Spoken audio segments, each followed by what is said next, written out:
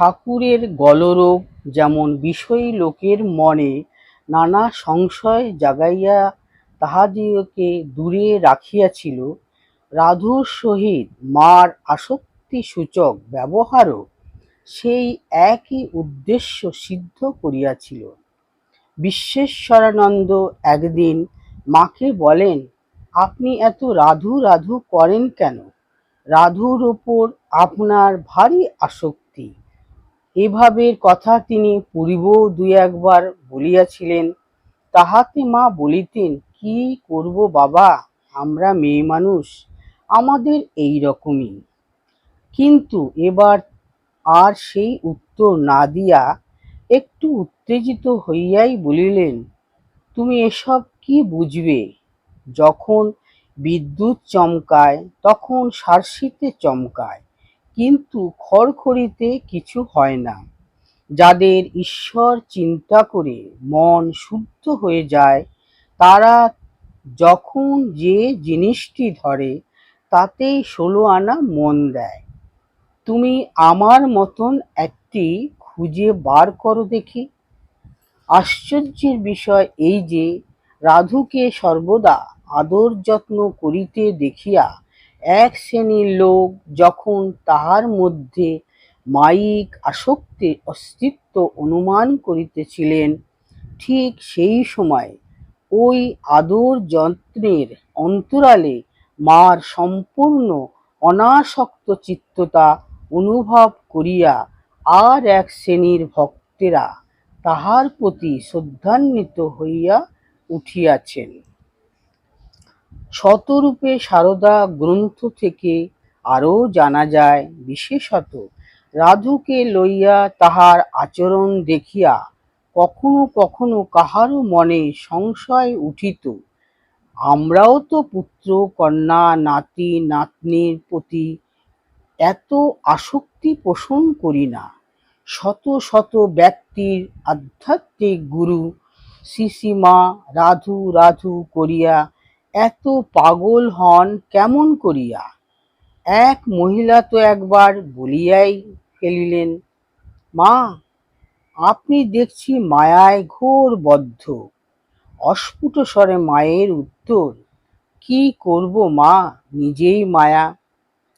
এভাবে অনুযোগ মাথা পেতে নিয়ে রহস্য করে মা নিজের পরিচয়ও দিয়ে ফেলেছেন, যদিও মায়ের এই উক্তির তাৎপর্য অনুযোগকারিণী সম্ভবত বুঝতে পারেননি।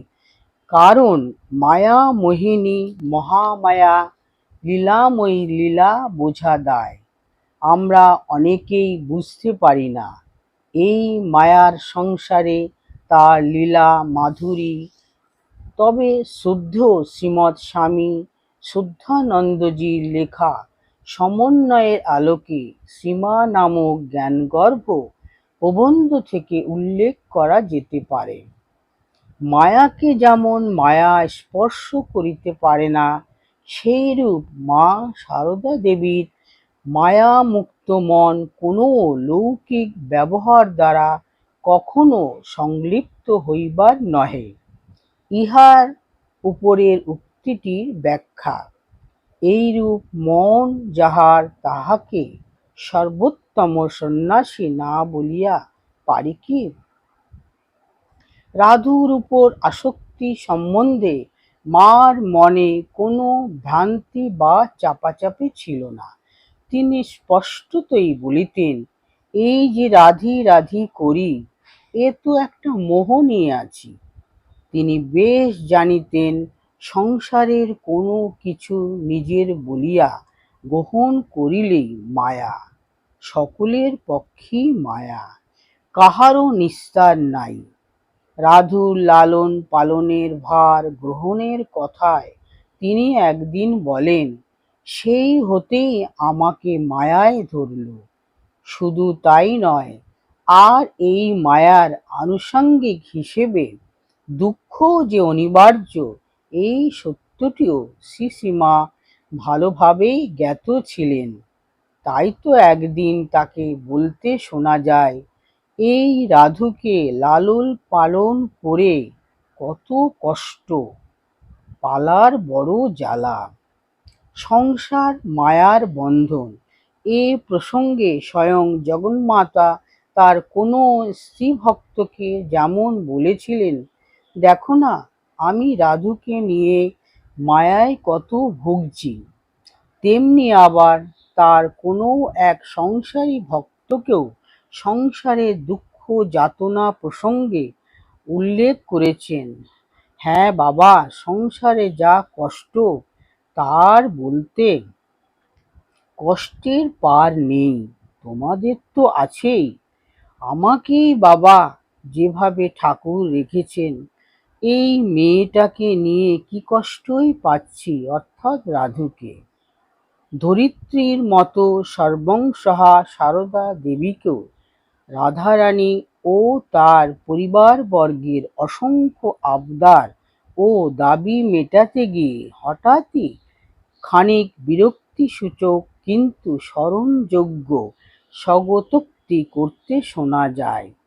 ওরে, আমি যে আস্থা করে পদ্ম ফুটেছি। আবার কখনো মাকে তার ভক্ত শিষ্য আশুমিত্রের উদ্দেশ্যে বলতে শোনা যায় একেবারে নতুন এক কর্তব্যের প্রসঙ্গ বা আদর্শের কথা। সংসারে প্রদর্শিত মায়ের এই নব আদর্শের বাণীটি হল, ওরা কি বুঝবে, দেখো না, আমায় বলে রাধুর উপর টান, যাদের ঘরে জন্ম নিয়েছি তাদের দেখতে হয়, তাই তা মা বলো, বাপ বলো, ভাই বলো, ভাইজি বলো, করতে হয়। ঋণ তো কারু রাখতে নেই। তা না হলে রাধি টাধি আমার কে? ঠাকুর যে তার মার কত সেবা করেছেন, রামলালকে কালীঘরে ঢুকিয়েছেন।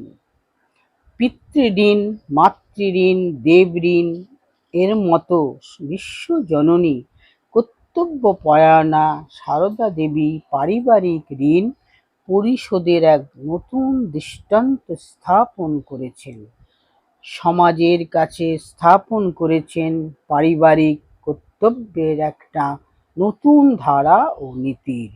যদিও রাধুর উপর আসক্তি বা মায়া কিন্তু পরমা প্রকৃতি সারদামণিকে কোনোভাবে স্নেহান্ধ করে দেয়নি। তিনি যথেষ্ট স্নেহময়ী ছিলেন, কিন্তু স্নেহ দুর্বলা ছিলেন না। তাই তো রাধুর দুর্বিনীত আচরণ বিষয়ে তপস্বিনী শ্রীশ্রীমাকে সঠিক ধারণা পোষণ করতে দেখা গেছে। একদিন তাকে দুঃখ করে বলতে শোনা যায়, গৌরদাসী কেমন তার মেয়েকে তৈরি করেছে, আর আমি একটা বাদরি তৈরি করেছি।